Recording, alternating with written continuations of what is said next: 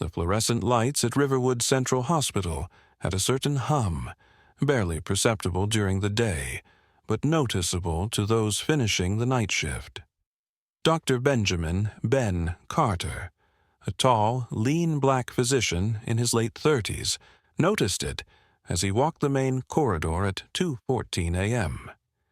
He had spent the past 15 hours on duty, initially scheduled for 12, but an unexpected trauma case had stretched him beyond.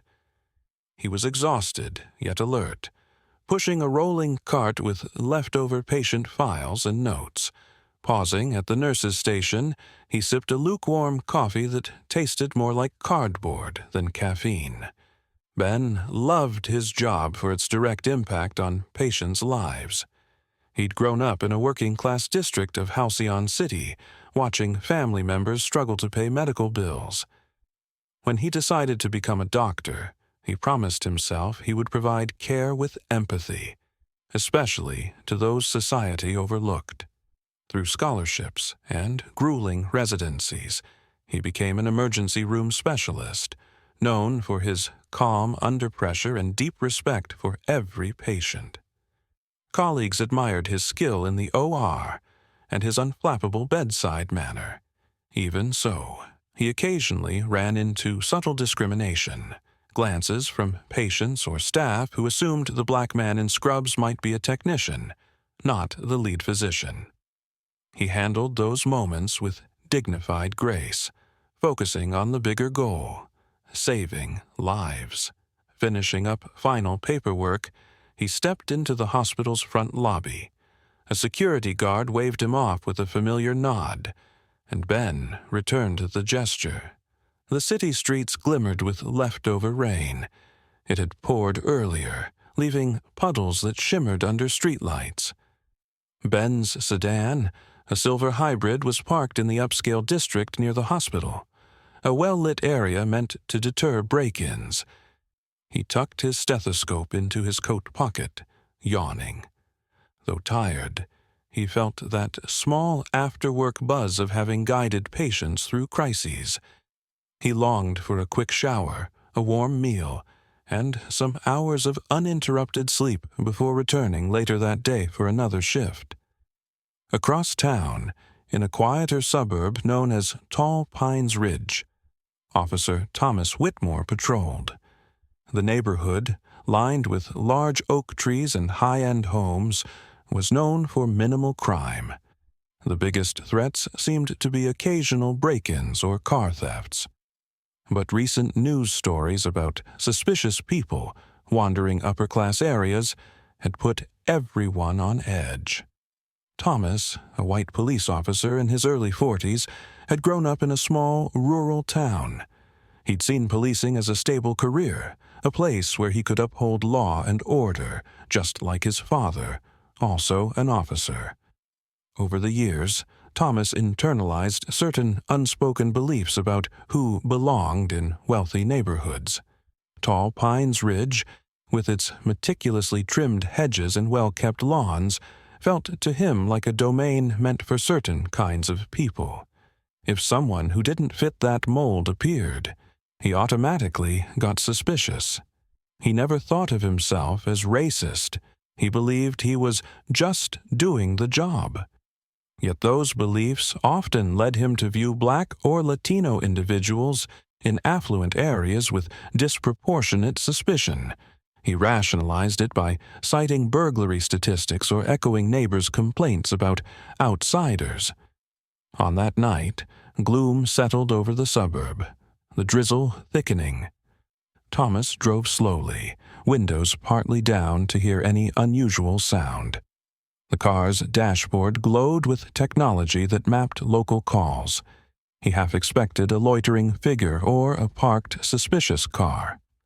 Mentally, he noted each passing pedestrian. Around 2:30 a.m., Ben Carter pulled into his assigned parking spot near his condominium complex. It was a spot lit by a tall lamp that cast a harsh, yellowish circle on the pavement. The area was quiet, most residents asleep. Ben stepped out, rubbing his eyes, gathering a few items from the passenger seat. an old medical reference he'd been rereading, plus a leftover sandwich from the hospital cafeteria. He noticed the stillness as the drizzle pattered softly on leaves overhead. A few blocks away, Thomas's cruiser turned onto the street, headlights illuminating neat rows of parked cars. The officer noticed movement. A man rummaging in a silver sedan. Immediately, Thomas slowed, instincts kicking in. The occupant was black, wearing what looked like scrubs or some uniform. At this hour, in this upscale complex. Thomas's suspicion peaked. He recalled the last police bulletin about car thefts in affluent neighborhoods. The scenario matched his mental stereotype, an outsider breaking in. He flicked on the squad car's high beams, angling them at the sedan. Ben squinted in the sudden glare, startled. He looked up to see the police car rolling closer. His heartbeat picked up. He had done nothing wrong, yet he knew the uneasy feeling well. Being a black man in a nice neighborhood, confronted by law enforcement. Scenes from news headlines flashed in his mind. Black professionals harassed for trespassing in homes they owned or for driving cars they purchased. He inhaled, forcing calm. He'd lived here for 3 years, though this was the first time an officer approached him like this. The cruiser stopped. Thomas Whitmore got out, posture tense. One hand remained near his holster. "Sir, step away from the vehicle," he commanded, voice sharper than necessary. Ben, holding the sandwich and book, complied. "Is there a problem, officer?" he asked calmly. Thomas scowled, gesturing with a flashlight. "Mind telling me what you're doing in this car at 2:30 in the morning?" He emphasized this car, as if it obviously belonged to someone else. Dr. Carter replied with measured politeness. "I'm Dr. Ben Carter, heading home after a hospital shift. This is my condo building. This is my car." He extended a hand to show his hospital ID clipped on his belt, the word physician visible under the overhead lamp. Instead of acknowledging the ID, the officer's eyes narrowed. "Let me see your license and registration," Thomas demanded, ignoring the hospital badge. The drizzle tapped more insistently on the sidewalk. Ben set the sandwich on the trunk and reached into his coat pocket for his wallet. He kept his movements deliberate to avoid alarming the officer. He extracted his driver's license, along with the car's registration from his glove box, all while explaining, "I've lived here for a while. My registration has this exact address." He offered the documents. The officer shone his flashlight on them, though the tension in his stance didn't lessen. As seconds ticked by, Thomas seemed unconvinced. The ID indeed read Benjamin Carter, listing the same address on the building. The registration matched the sedan's plates. Typically, that would suffice to end the check. But the officer's suspicion lingered. "Where are you coming from?" he asked. "Hospital. I'm a doctor," Ben repeated. The fluorescent glare of the flashlight made him blink, water trickling from the edges of his short hair. A small group of neighbors across the street, woken by the cruiser's lights, peeked from balconies and windows. One recognized Dr. Carter, having seen him in the elevator. Another grabbed a phone to record, sensing an off scenario.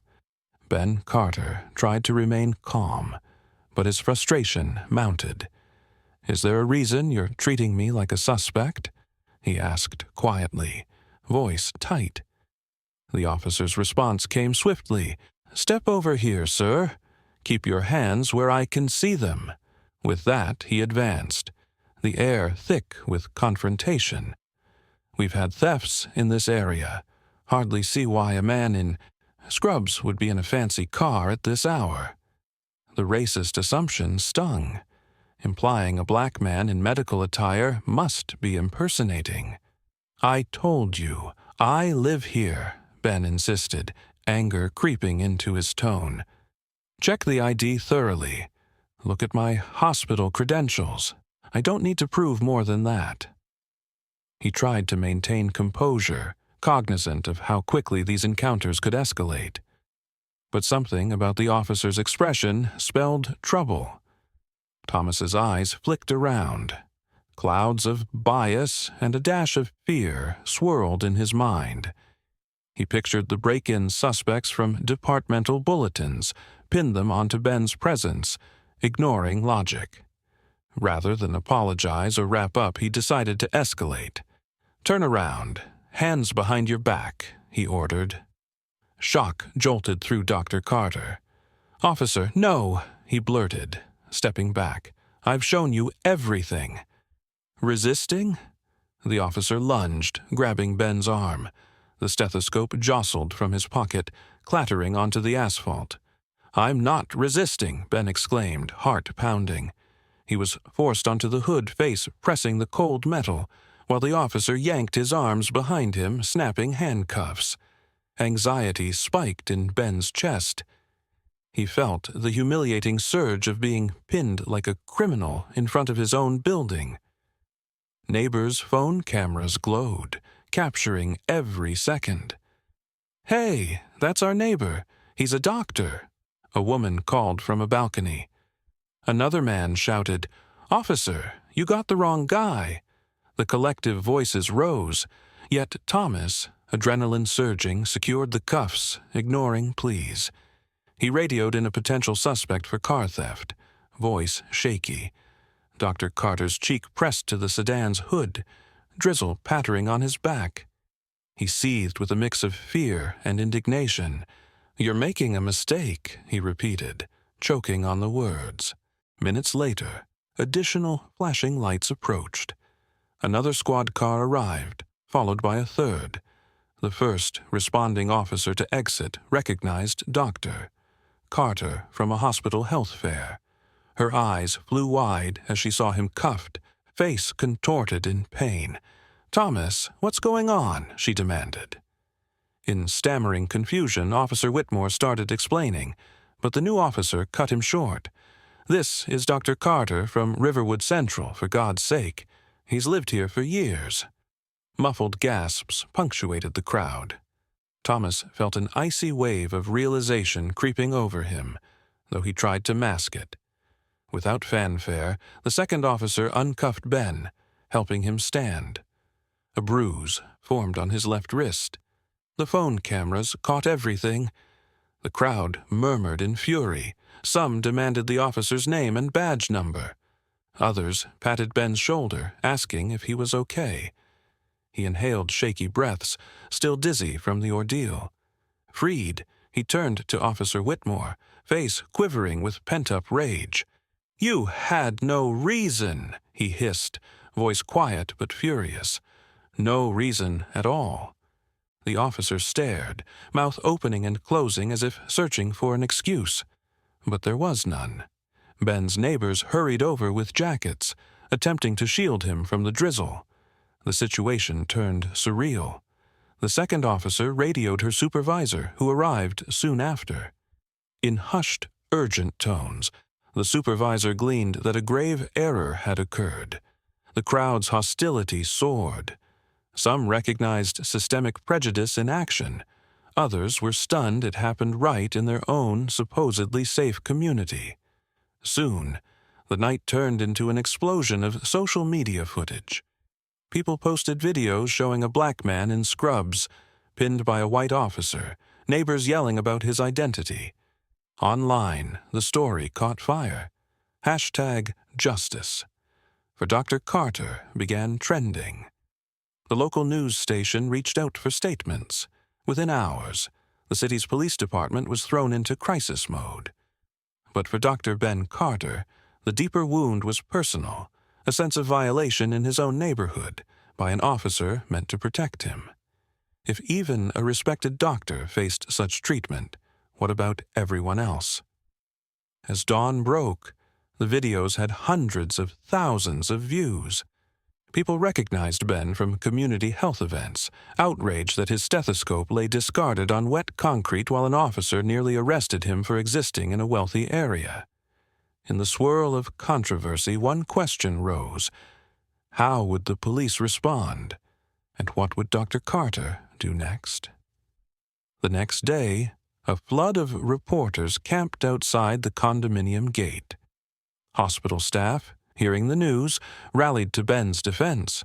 Surgeries he had scheduled were postponed, as administrators urged him to rest, encouraging him to take legal action or at least demand an apology.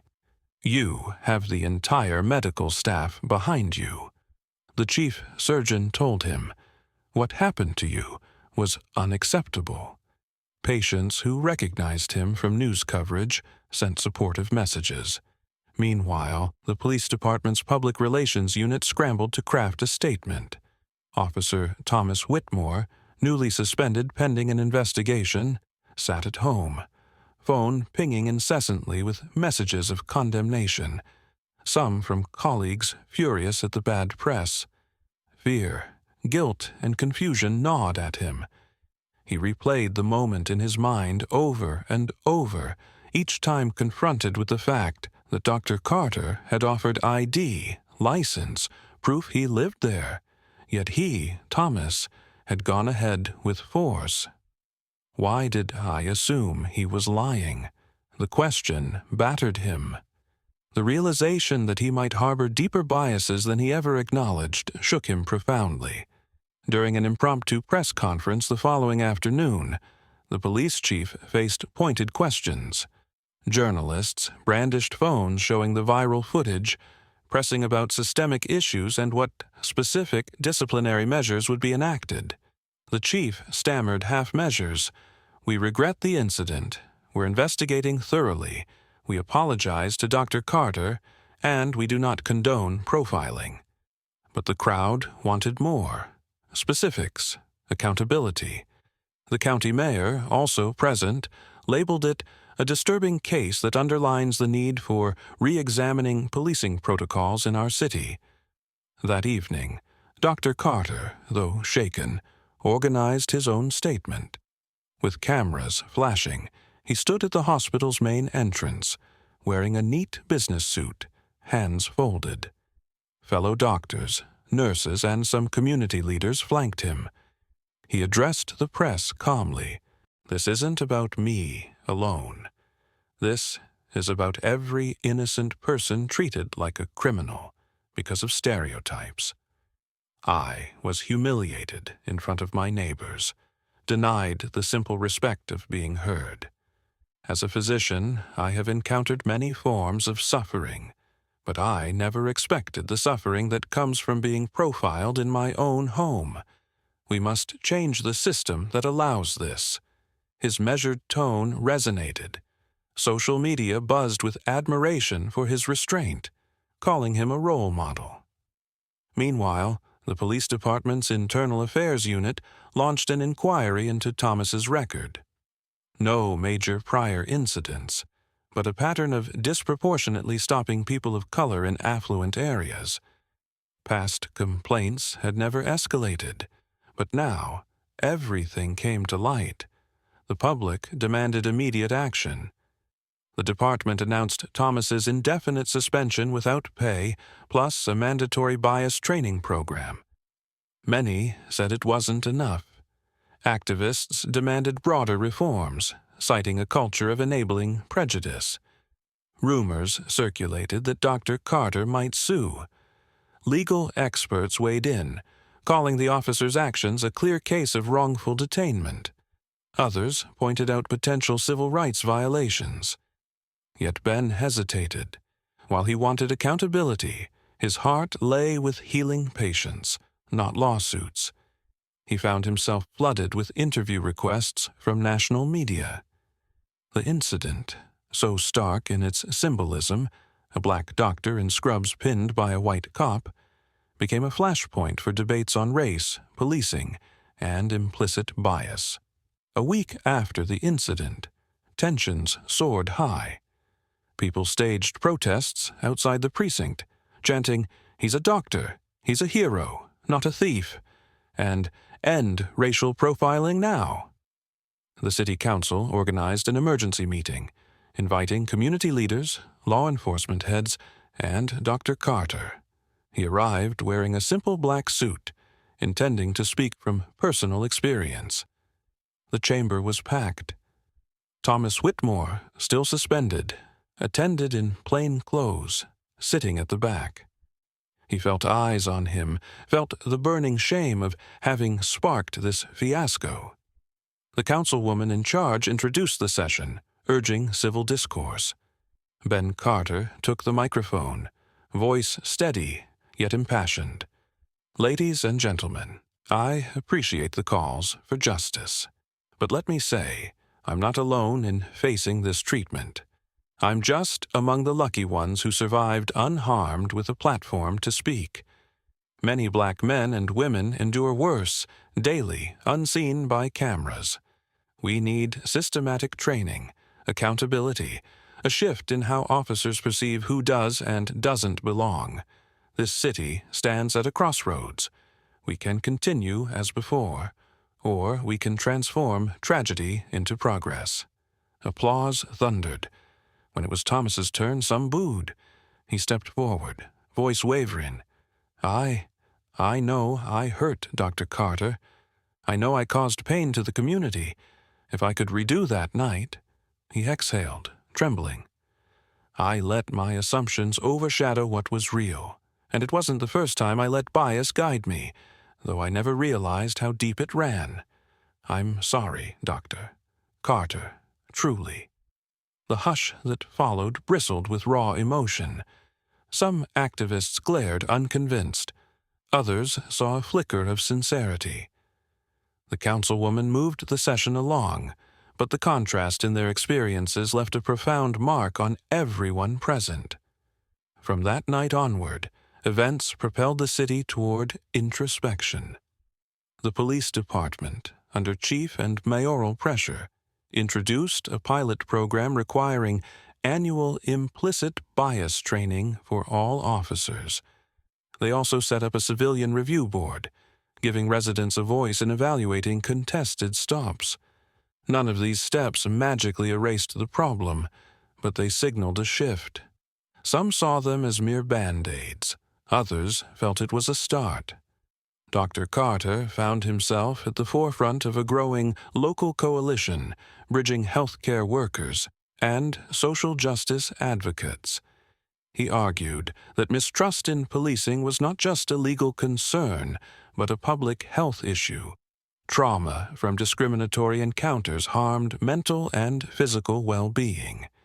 He used local media appearances to highlight stories of patients who avoided emergency care out of fear of police presence in hospitals.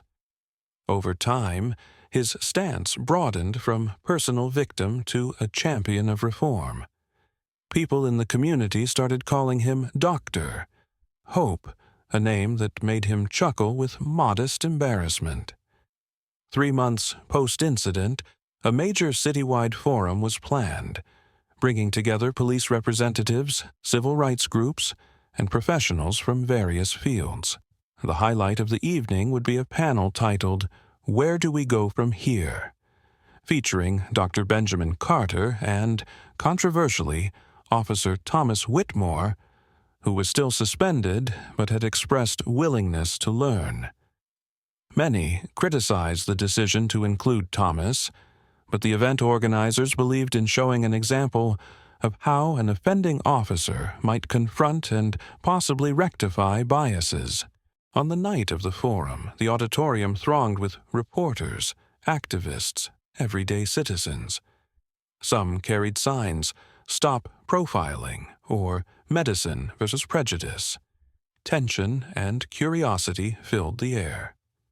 Dr. Carter arrived wearing a dark blazer, scanning the crowd. He recognized families from the hospital, saw nurses he worked with, some local politicians. On stage, seats were arranged for the panel. Thomas arrived quietly, wearing civilian clothes, looking exhausted but resolute. A hush fell as the moderator introduced them. Dr. Carter spoke first, recounting his humiliation in front of his own home, the heartbreak of being mislabeled a criminal. He connected it to broader patterns, citing data that many black professionals in upscale neighborhoods experience undue police scrutiny. The audience nodded, some eyes tearing. Then the moderator asked Thomas to respond. He clutched the microphone, voice trembling. "I can't undo what I did to Dr. Carter. I can't excuse it.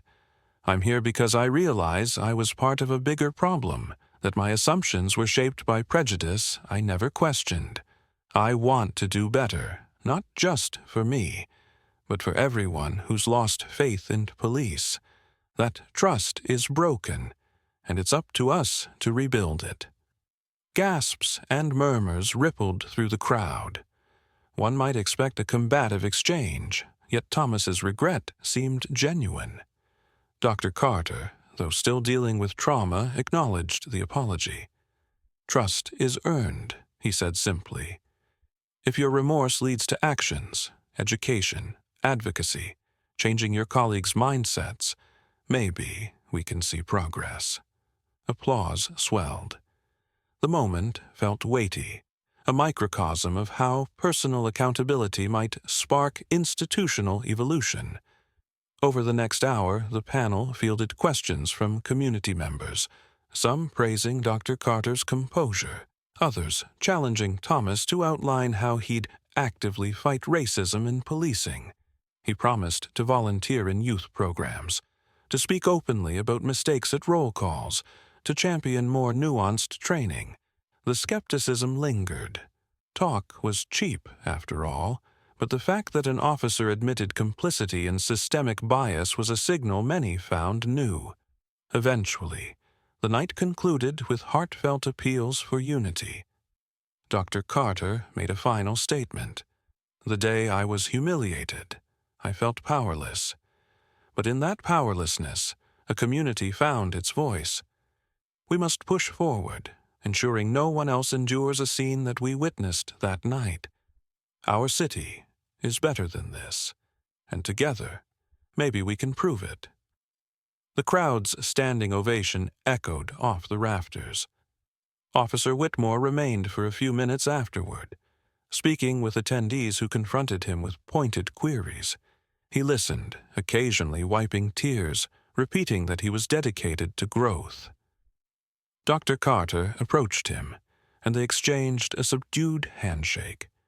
It wasn't exactly friendship, perhaps it never would be, but it was a recognition that each man was trying to chart a new path. In the following months, small but tangible changes took hold. The police department implemented protocols requiring a clear, documented cause for any stop, especially in so-called high-end neighborhoods. Civilian liaisons, including Dr. Carter, sat in on monthly reviews of body cam footage. Data indicated a slow but steady decrease in racially skewed stops. Meanwhile, Dr. Carter's activism expanded. He attended city council meetings, championing a proposal to partner cops with mental health workers for calls involving potential bias or conflict. Riverwood Central Hospital also began hosting workshops on racial sensitivity for its security personnel, bridging hospital staff, police, and community members in conversations about stereotype awareness. Thomas, for his part, gradually re-entered policing under strict supervision. He joined the newly formed Community Engagement Squad, spending weekends in youth mentorship sessions, some led by Dr. Carter. The two men maintained a respectful, if cautious, rapport. Once, while distributing donated clothes at a homeless shelter, a teen boy recognized both from the viral footage and asked, "Are you guys friends now or something?" Dr. Carter paused, exchanging glances with Thomas. He replied, "We're working together to make sure what happened to me doesn't happen to you." The teen smiled in that hopeful, uncertain way children do when shown glimpses of adult accountability. Outside the official spotlight, Dr. Carter continued forging a life that blended intense medical practice with sudden social leadership. He took nights off to speak at local colleges about racism in medicine and policing, drawing parallels between structural biases in healthcare and law enforcement. He told students, "The reason I'm here is because this city, our society, still sees color before credentials. If a man in scrubs with an ID can be pinned to the hood of his own car, imagine someone with fewer resources." Each time, his words resonated with a generation poised for activism. As the one-year anniversary of the incident neared, local reporters approached both Dr. Carter and the police department for a follow-up. A small event was planned at the city's Civic Center, featuring a panel on healing the divide. Again, Thomas Whitmore and Dr. Carter found themselves side by side before an audience. This time, the crowd included fewer protest signs and more curious faces. Many wanted to see if true transformation had occurred, or if it was just talk. Dr. Carter recounted how traumatizing the night was, but also how the outpouring of support had led him to reimagine how police and communities might cooperate. Thomas, visibly more humble, spoke of daily efforts to challenge his own assumptions, meeting with civil rights groups, reading about systemic racism. Some listeners nodded. Others maintained skeptical stares. On a symbolic note, as the discussion ended, a child in the audience, a little girl wearing a stethoscope-shaped necklace, stood and asked Dr. Carter, "Will you keep being a doctor, or do you want to be a police officer too?" Laughter rippled softly. Dr. Carter smiled kindly and answered, "I'll remain a doctor. That's what I'm meant to be. But I hope I can help heal not just patients, but also the rifts in our society. And for that, I'm willing to work with anyone who believes in change." The girl clapped, seemingly satisfied. They ended the forum with a snapshot moment. Doctor Carter and Officer Whitmore standing together, receiving half applause, half cautious acceptance from the crowd. The local press wrote that the city had made strides, though many recognized the journey to eradicate systemic bias stretched far beyond one apology or training session. Dr. Carter stressed the continuing need for legislative reforms and accountability measures, not just personal contrition. Meanwhile, in smaller corners, barbershops, coffee houses, hospital waiting rooms, people debated whether the policeman was truly changed, or if Dr. Carter's activism was enough to move the needle citywide. A few weeks later, Dr. Carter resumed his typical schedule at Riverwood Central, though his role had expanded to include co-leading a hospital task force on racial equity in patient services. Scenes of him guiding new interns, then pivoting to talk with police liaisons about cultural competency, became part of his daily routine. He still arrived home late at night or in the early morning. Occasionally, the memory of that humiliating confrontation flashed in his mind, the feel of the hood's cold metal, the sting of the cuffs. But he used that memory as a driving force, fueling a mission to ensure no one else, doctor or not, had to prove they belonged in their own neighborhood. Officer Whitmore, relegated to desk duties for a while, steadily immersed himself in outreach. He visited local schools, telling students about the importance of questioning stereotypes. Some teased him, referencing the viral video, but he took it in stride, often responding that this ridicule was a fraction of the pain faced by those wrongfully profiled. He found surprising camaraderie with colleagues who also sought deeper introspection about the policing culture. The first time he drove alone on night patrol after returning, he admitted to feeling a pit in his stomach, fear of repeating old mistakes. He forced himself to approach people with courtesy, double-checking ID not out of immediate suspicion, but as a last resort. ensuring he gave individuals the chance to explain themselves without prejudice.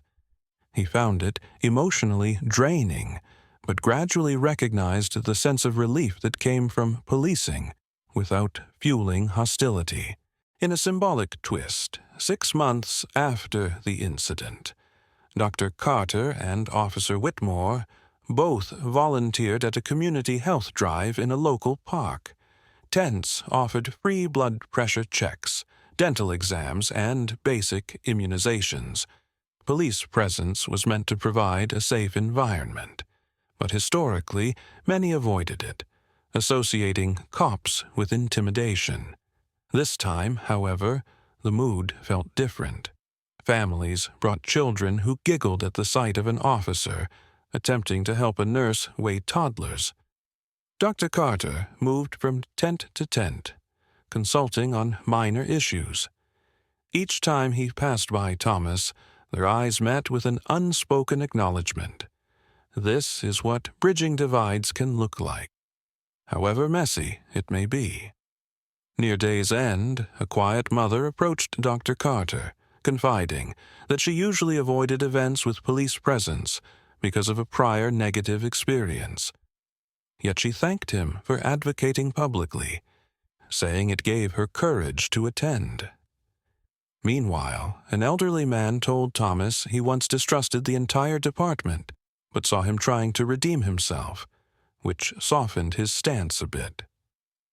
The afternoon concluded with both men sweaty, tired, but gratified that small acts of unity took root.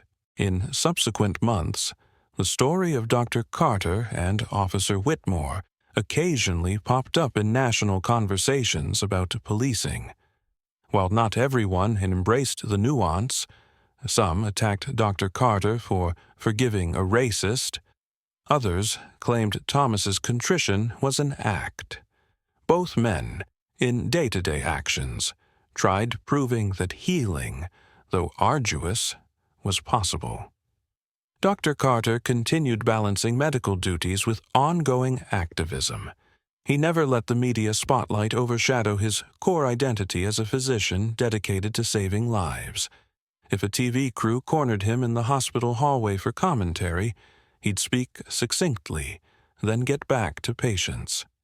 By the 1-year anniversary of the confrontation, the city's climate had shifted somewhat. The new policing policies showed early data that random stops decreased, and when stops did occur, they followed stricter documentation procedures. The internal culture among officers was still grappling with deep-seated attitudes, but incremental progress was noted by watchers. A city newspaper ran a feature titled, "A Year After the Infamous Traffic Stop. Are we any closer to fairness?" Dr. Carter gave a measured interview, praising the changes but urging deeper work. Transformation doesn't happen with a single policy or a single apology, he said. It's a marathon of accountability. On a crisp autumn evening, another forum brought them together yet again. Reflections on 1 year since Dr. Carter's ordeal. Dr. Carter arrived in dark slacks and a crisp shirt. Officer Whitmore, back on limited street duty, wore civilian clothes. They sat side by side on a stage in a local university auditorium. The crowd was smaller than during the height of the controversy, but the atmosphere more intimate, more reflective.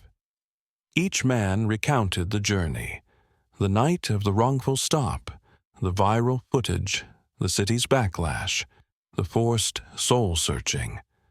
Thomas admitted he still wrestled with guilt daily, especially hearing from Black residents who recounted similar or worse experiences. "I used to dismiss such stories as overblown," he confessed. "Now, I realize I was blind. The hardest part is acknowledging I contributed to a pattern that traumatized people." Dr. Carter, hand resting on the arm of his chair, nodded. Acknowledgement is a start. But the real question is how many more officers will confront their biases before another life is upended. In the Q&A, a student asked Dr. Carter, "If you could go back, would you have acted differently that night?" He paused. "In a perfect world, I shouldn't have to do anything differently. I was simply returning home. The onus belongs on the system that led an officer to treat me as a threat. But I do wish I'd carried more visible proof of who I was, though that's an unfair burden. The burden truly is on us collectively to ensure people aren't harassed for no reason." Near the end, an older woman in the audience stood, describing how her nephew, a young black college grad, had also been profiled in a similar manner. Tears welled as she asked Thomas what he would say to youths who fear the police. Thomas slowly answered, "I'd say, I understand why you fear us. We have to earn your trust. Words aren't enough. It's on me, on my fellow officers, to show by how we act that we can be better than the stereotypes we perpetuated." Applause rumbled. Dr. Carter lightly patted Thomas's shoulder, a gesture of partial solidarity.